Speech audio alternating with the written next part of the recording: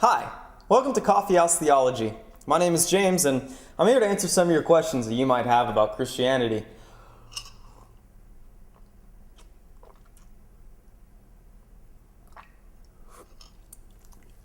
In the beginning there was nothing, no earth, no you, no me, just a void and a God who existed in three, created heaven and earth from nothing, one God, no discussion, try to create something from nothing if you think I'm bluffing, we are all a product of the Lord's imagination, He manufactured light and darkness with His conversation, the universe and its inhabitants. Hello, and welcome to Theology on Tap.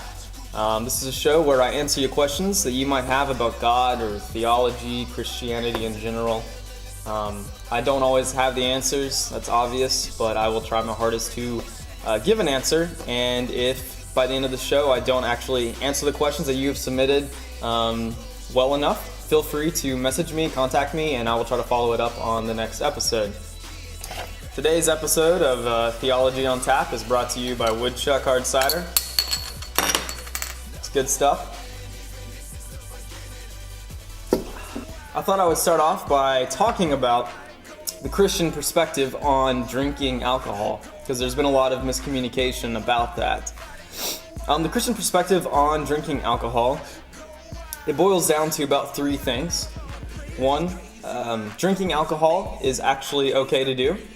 In fact, Paul told Timothy in one of the letters to him that he should drink more wine, because back then the water was pretty contaminated. They didn't have fresh drinking water, so wine was a good alternative to a cleaner drink. The only restriction that is truly placed on drinking alcohol is you can't become intoxicated. So social drinking's okay. Binge drinking, not so much.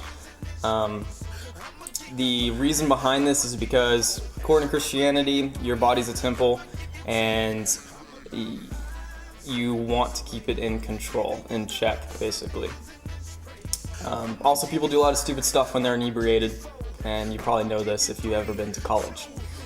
In any case, there's actually a third kind of, I don't want to call it a rule, but third little caveat to drinking in Christianity, and this is found in Romans 14. Where it talks about conditional sin. And basically, this was during a time when the Jews were having a really hard time coming to grips with eating food sacrificed to idols or celebrating certain holidays that the Gentiles were celebrating. And Paul was basically talking about his Christian freedom that he has, and that he doesn't think any food in itself is unclean. And Jesus says this in the Gospels, actually. And then once again in Acts, we find Peter, who has a dream, and God tells him to get up and kill and eat all these really unclean animals that were considered unclean in Judaism, like pigs. And so Paul comes to have to minister to a church that's having a hard time commingling with Gentiles, and he basically tells them, if your conscience condemns you for, say, drinking alcohol, then for you it is a sin. But for the person who, within Christ, they have that freedom found in Christ, it's not a sin for them in their conscience.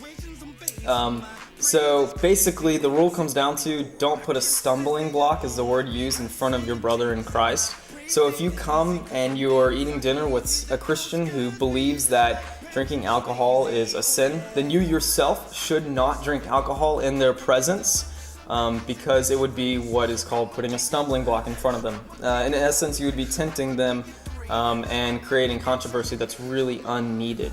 Likewise, if you believe that drinking alcohol is a sin, then you have no grounds to condemn the person who does not believe that. So basically, those who drink it and are Christian, the Bible says do everything to the glory of God, whether you're eating or drinking. That's good, but you can't look down on those who think it's a sin, and those who think it's a sin can't condemn those who don't and drink it freely. I'm not worried about the three of you that are actually watching this feeling condemned for drinking alcohol. If by me drinking alcohol in this video it upsets you, feel free to write me, and we will change the show, I suppose, after that.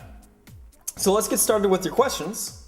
I have about 5 questions here that were messaged to me on Facebook and forum. And our first question comes from Facebook. The question is, Why is it that the Christian God reigns true compared to the older beliefs of other gods or multiple gods? For those of you who know about the history of Christianity, it's rather interesting to see how Christianity came from one man, Christ. Christian just means Christ-like or follower of Christ. And then it spread to 12 people, the apostles and disciples, and then it spread to 40, and then 72, and then finally 3,000. And then today, there are 2.1 billion Christians on this earth. Meanwhile, Roman and Greek paganism died off just as quickly as they arose. So I suppose this person they might be asking me, why do I personally believe in the Christian God but not these other gods? They could be asking me, how is it that Christianity rose so quickly and spread so rapidly while other religions died off during that period when the Roman Empire was at large? I think there's a few reasons for that second part as far as the pagan gods. For one thing, Christianity is a fighting religion. That's what C.S. Lewis called it. But it truly is a fighting religion against other pagan religions. And this is found in the commandments where God says, "You shall not have any other gods before me." It's found all throughout the Old Testament. The entire book of Judges through Kings, all of that is about idolatry. They call it the sin. Basically, Israel kept committing idolatry, and they would put up other gods, or they would worship the gods of their neighbors. Solomon was a huge trespasser of this whenever he married foreign wives. That's why God told them not to marry the people around them, because Solomon's wives basically convinced Solomon to worship these false gods. And so Christianity is wholeheartedly against this. You find in the Bible this passage, I think it's in Isaiah, where God basically mocks the idea of using wood to carve a god. He mocks that and basically says, be careful which side of a log you use to burn, to warm your family by fire, and which side you use to carve a god out of. Because you never know if you might burn the side that you think's a god and worship the thing that's supposed to be burned. But it's crazy. We also find the golden calf made by Israel, and that shocked Moses so bad that he actually dropped the 10 Commandments he just got and broke those clay tablets. Christianity is wholeheartedly against any other gods before what we believe is the one true God. And so, as Christianity arose, those other religions had to die off because of that innate, hatred of idolatry. Truly, because worshiping something other than the Creator is one of the worst things you can do, including if you worship yourself. Now, as far as why do I personally believe in the Christian God as opposed to other gods or multiple gods, I'll talk about multiple gods first. I do not believe you can have two greatests. I think Spinoza, who was not a Christian, but he had some great ideas about what he called a substance and what he thought of if there was a God. What that God would have to be the greatest. Because you cannot have two greatest. Once one becomes greater than the other, that one is the God. And so it's hard for me to imagine a pantheon of gods, especially like Greek and Roman gods, which I'll get into in a second, that share in power like that. Those are more like celebrities to me. That literature, Greek and Roman literature, is more like celebrities to me than the God who created this universe. I also have other reasons for believing in the Christian God. We can get into my testimony in a future video. One last thing though, about Roman and Greek mythology. I took a classics class. I had to read about 17 classics books in a semester. It was ridiculous. And one thing that I found out is that the writing style between the Bible and those myths is vastly different. You find in the Bible, in Chronicles, 9 straight chapters of genealogies. This person was the father of this person, was the father of this person. 9 chapters of that. No one writes a fictional, I'm supposed to entertain you with my story book and includes 9 chapters of absolute boredom. You just don't. There's also just random details throughout the Gospels that you think are just crazy. They don't actually push forward the story at all. You find a man who, it says, it's like one sentence written about this guy who, when Jesus was being dragged away to the Sanhedrin, it said there was a guy who was following him and he ran away naked. And it's like just this one little sentence, and you're like, why? What was the point of even saying that?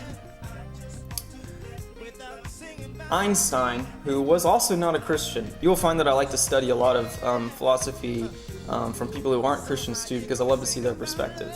But he gave a wonderful quote in an interview with Time magazine.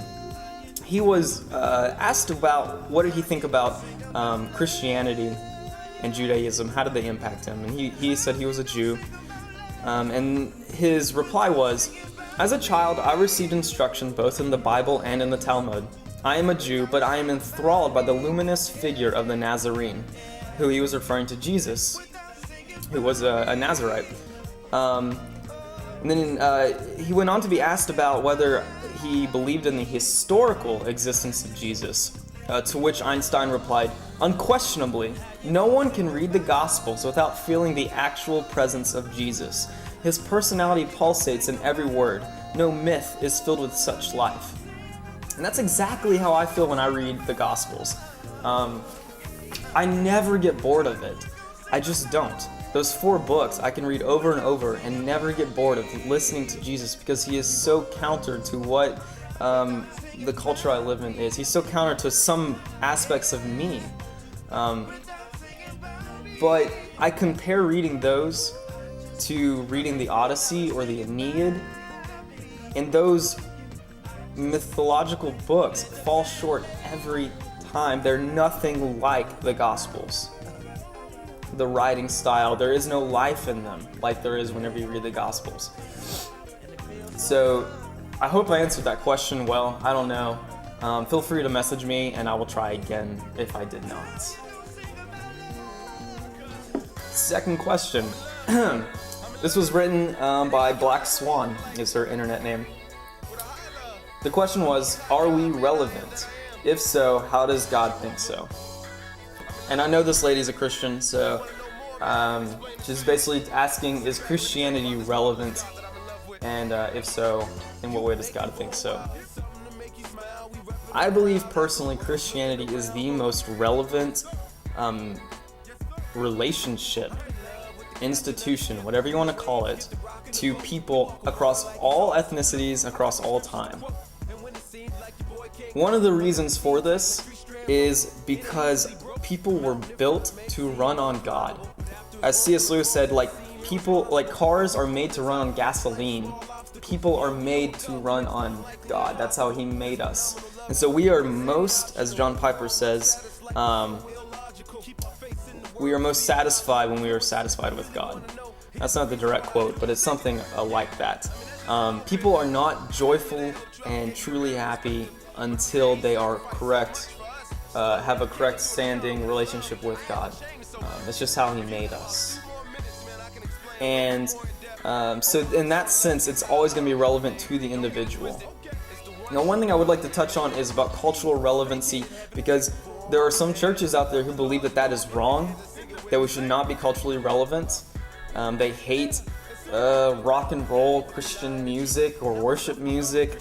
They hate dancing, things like that are part of our culture that culture loves, and things that can be done in a righteous manner, and they cut it off, and that's their prerogative.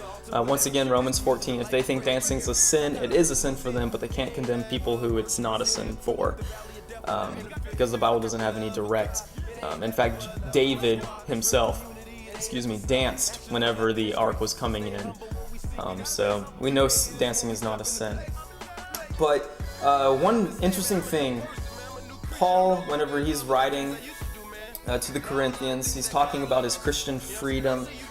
He writes this: "Though I am free and belong to no one, I have made myself a slave to everyone, to win as many as possible. To the Jews I became like a Jew, to win the Jews. To those under the law I became like one under the law, though I myself am not under the law, so as to win those under the law. To those not having the law I became like one not having the law, though I am not free from God's law, but am under Christ's law, so as to win those not having the law. To the weak I became weak, to win the weak. I have become all things to all people, so that by all possible means I might save some. I do all this for the sake of the gospel, that I may share in its blessings. We find Paul, the apostle who wrote most of the books in the New Testament, advocating cultural relevancy, that he becomes all things to all people so he might win some. In my life, I would like to say I have done this. It is the cause of me liking almost all genres of music, of me being able to relate to the emo person just as well as the preppy person, as to the jock and the nerd. I would like to think my personality is a big collage, and I believe Paul's was even more so, and Jesus's was even more so. That man could relate to anyone on any terms. And so in that sense, Christians should be relevant to the world, relevant to their friends, so that they don't discount those people from hearing the gospel. If you do not pursue those who are different than you, and you don't accept those who are different than you, you are not actually carrying out the gospel as Jesus did, a man who was 100% righteous and pure, who hung out with swindlers and people who ripped others off, and prostitutes, just the disease, those outcasts of the culture of the day. Those are the people he purposely went after. And it wasn't just that, he also went for the military people, the wealthy people. He was a man who was culturally relevant to everyone in his day, and I believe even in today's culture too. So I hope I answered that question correctly. If not, once again, message me. All right. Hey, James. I think a good one is the whole explaining the living for God, but not because we have to thing. Some of my Christian friends even get tripped up on that. And that was sent in by Sergeant Gimpy, who I don't know. But living for God, but not because we have to thing. Why is it that Christians choose to live for God, in spite of the fact that sometimes they would rather not? Why is it that Christians try to achieve chastity when everything about themselves would rather go towards promiscuity? Lots of sex. Anywho, I think the reason being, okay, first off, God never forces anyone to obey him. He asks it, he commands it, but he never forces anyone to. In fact, he gives them the option, because he gave us free will, he gives us the option to sin, to reject him, and in doing so, at the end of our lives, he gives us exactly what we want, which is hell, which is a separation from all of his good attributes. So technically those people who go to hell, they're the people who never wanted anything to do with God to begin with, so he gives them that. But why do Christians follow God even though they don't have to follow God? Once again, I think it's because we run on God. We desire him, we seek that love that we cannot find in relationships, that security that we can't find in other relationships. The Bible says that even if we are unfaithful, God remains faithful because he cannot deny himself. It's because in God's nature, he is incapable of being unfaithful, incapable of lying, of sinning. He holds his covenants unlike any human ever could. He makes promises and he keeps those promises. We have every reason to serve God because of what he has done, what he has freed us from. Paul called himself a slave of Christ. And that sounds like harsh language, but it's because Jesus bought us at a price. It cost his flesh and blood. He took on the Father's wrath on our behalf that we deserved, the punishment we deserved. And because of that, Christians are just thankful. And because God loved us, we love him. It's totally different than you will find in Islam or any other religion. Christianity is the only one where God pursued us first before we pursued him. Other religions make you work for God's approval, for God's love. And God says, no, you can't.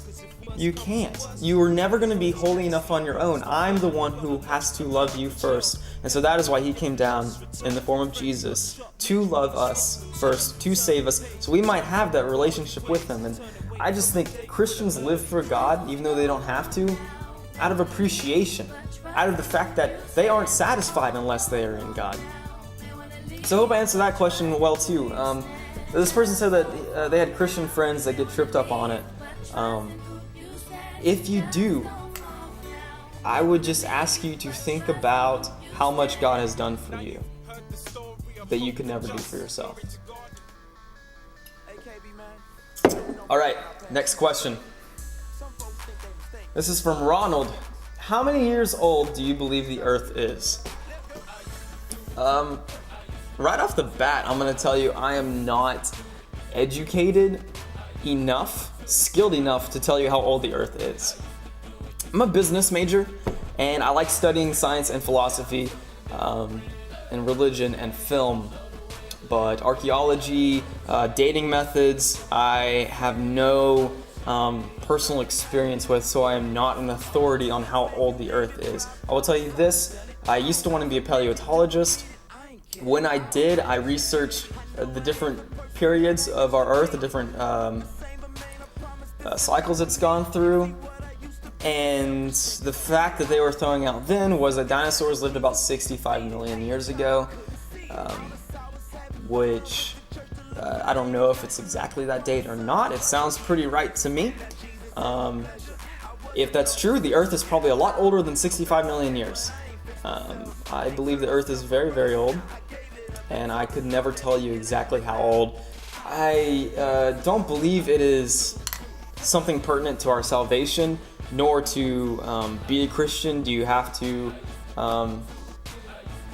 know how old the earth is. I don't even know why the church bothers with this, to be honest. It has no bearing or importance on evangelizing the lost, loving people, or our salvation. It's just really unimportant. It's cool to talk about, but if at the end of the day it divides people, if it divides Christians and it keeps you from being in the culture, ministering to people, you need to drop it, because it's really not that important.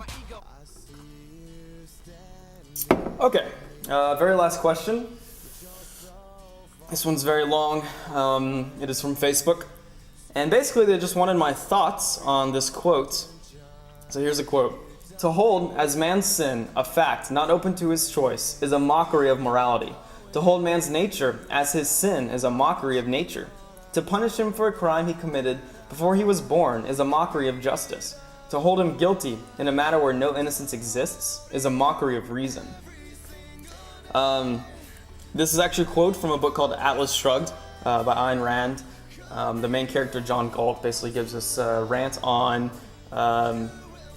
original sin. And Ayn Rand was an atheist. She wrote many books that libertarians really enjoy reading. And she denounced that altruism was a good thing. She thought that selflessness was a bad thing. So she's not the type of person that you would want to have as a friend, maybe in a pinch. But nevertheless, you can never deny someone's ideas based on who they are. That's an ad hominem. It's a logical fallacy. So we will talk about this here. I think this is basically talking about the difference between man and God. God is holy and man is depraved, is the Christian belief, that we believe that man is incapable of becoming holy on his own.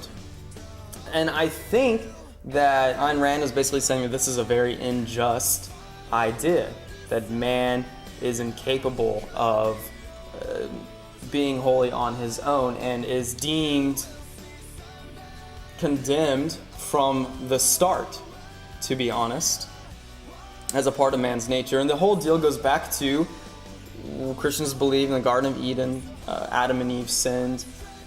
Basically what that sin was a first disobedience to God by man, and we decided to join over on Satan's side as opposed to God's side, because Satan was the first one to fell from heaven because of his pride. And And so we basically chose to be opposed to God from that point on. Our whole race was blame Adam and Eve if you want. I blame my own sin. But, so we are a fallen creature, a fallen being who needs the grace of God to become righteous because we have no righteousness in ourselves.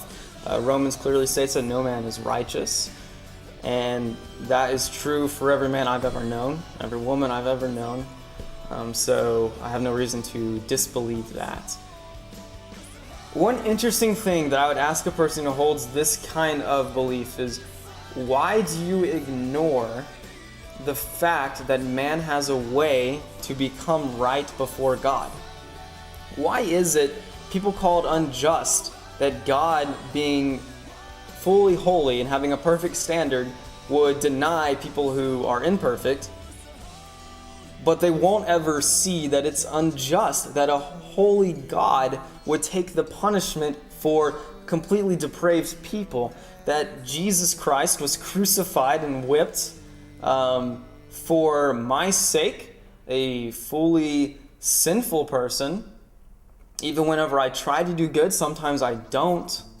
Why do they not see that that is the greatest injustice that has ever happened on this entire earth? That a completely 100% innocent person before God was punished for a people who were enemies of God.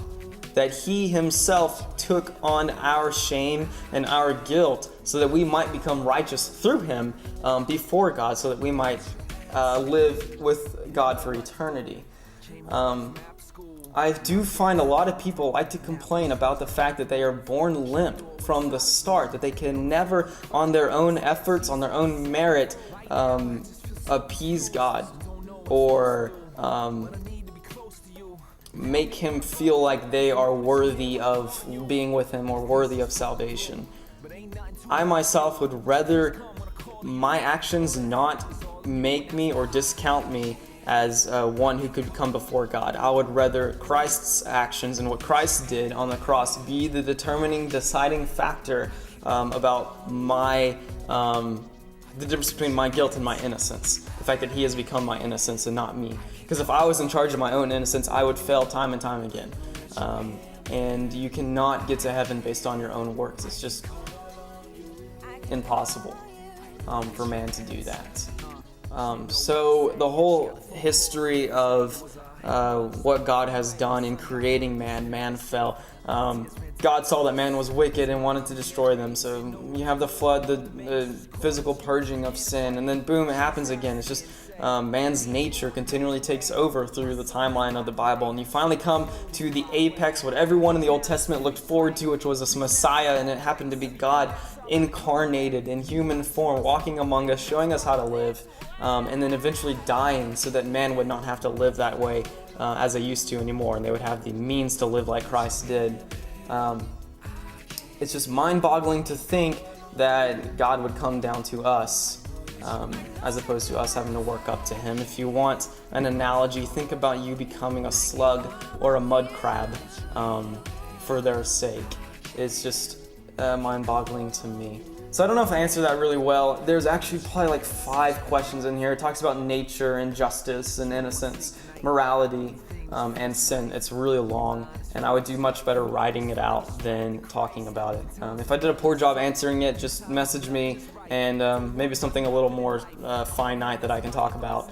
Until next time, thank you for tuning in to Theology on Tap. I want to leave you with one question before you go. So here's a question. It came from my research of Ayn Rand. Her disbelief in God, whenever she was ever confronted about it, she would basically appeal to that you're never called to prove a negative.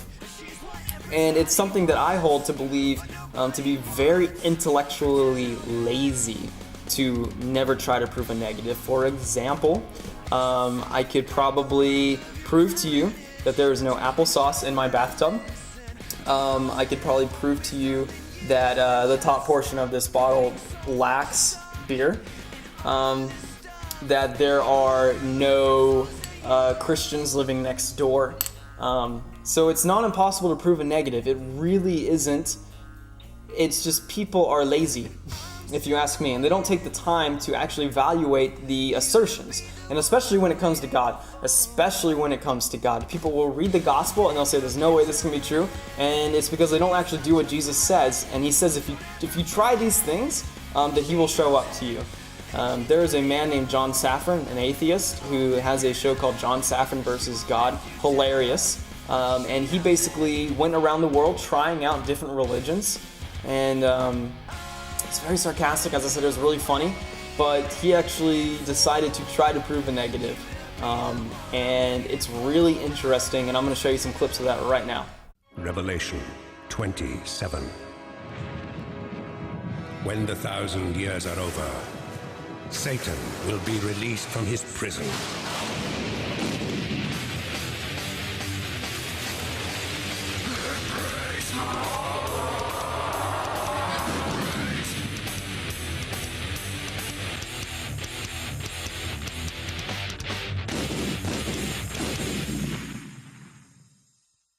So I was off to Mozambique, where the curse had been placed over 30 years ago.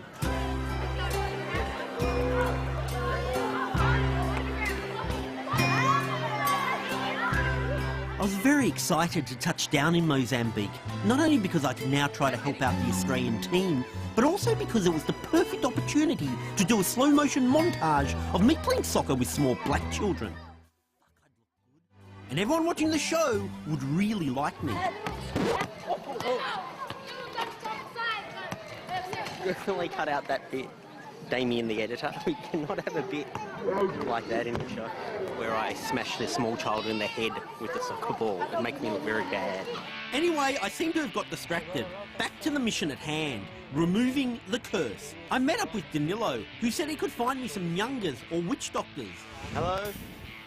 John? He hooked me up with Paulino and Miriam, who had been youngers for most of their lives. When you do your younger ceremonies, who are you invoking? Is it like spirits? Is it ancestors? Is it God? How does it work that your younger powers can overrule the other younger's powers? And I believe we're going to be sacrificing a chicken. Can I eat the chicken afterwards? Can I cook and eat the chicken afterwards? Oh, cool, excellent. Okay, so yeah, pretty funny dude. Check out the whole series if you want. I would encourage you to actually pursue God and see what you find. Don't just say, hey, he doesn't exist, and not actually try to find out if he does or not. That's just lazy. So my question to you is, have you ever tried to prove a negative before? Whether it's something simple, like your friend saying they have this really cute girlfriend and maybe he doesn't, so you try to figure out if he doesn't. Or it could be something big. Have you ever tried to disprove God? Not with theories, but by evaluating the assertions that Christians give and then testing them out. Maybe have you ever even been to like the youth group of your best friend who's been inviting you for years? So I would propose that you try that. And feel free to send in more questions for the next episode of Theology on Tap, and hopefully I'll be able to answer those questions too. Until then, God bless, and have a great week. In the beginning there was nothing, no earth, no you, no me, just a void in the